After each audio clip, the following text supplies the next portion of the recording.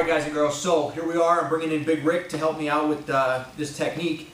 And what we're going to strive for here is a skilled, initiated jiu-jitsu practitioner has me in cross body, and they're looking to submit me via arm locks. Or maybe chokes. This will work against chokes too. So ultimately I want to escape, but I have to first be safe before I can escape. So right now what we're going to take is my opponent already has the underhook on the far side, so my arm's been trapped out here. And he's already got head control. So I'm in danger. I have to figure out a way to survive and get out of here.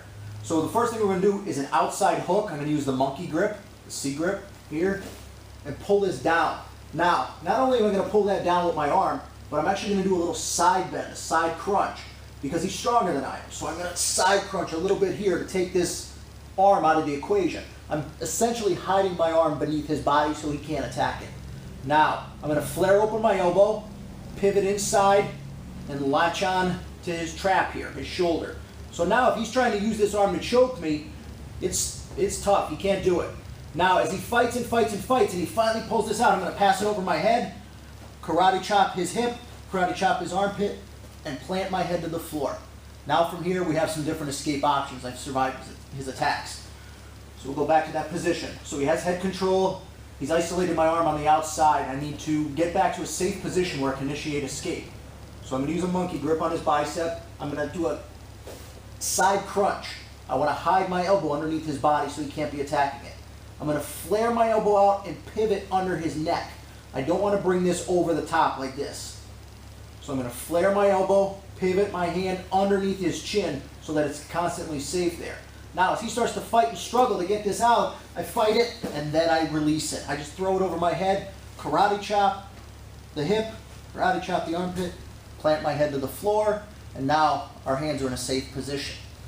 Let's get back to there again and take another what if. My arm's been isolated. He has head control.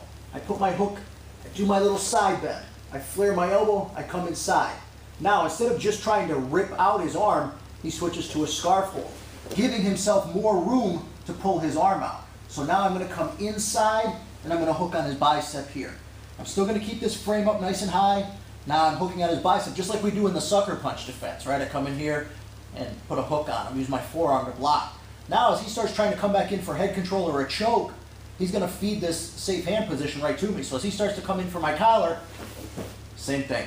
Karate chop the armpit, karate chop the hip, and that'll start to set up my escape, whatever it may be. He's isolated the arm. Thumbless grip.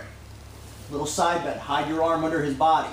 Flare your elbow. Flip your wrist underneath. And now at this point he switches to scarf. I pivot underneath and I block it just like I would the sucker punch. Keeping my frame up in his neck.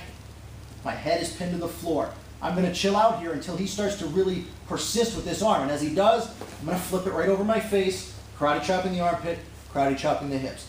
You can see at this point he's going to be forced to move or I'm going to be gone pretty quick. And now here we are, our hands are safe, our neck is safe. We can escape fairly easily now, okay? So add that into your arsenal against the skilled jiu-jitsu practitioner who's trapped you in cross body. Got to survive before you escape. Thanks, Rick.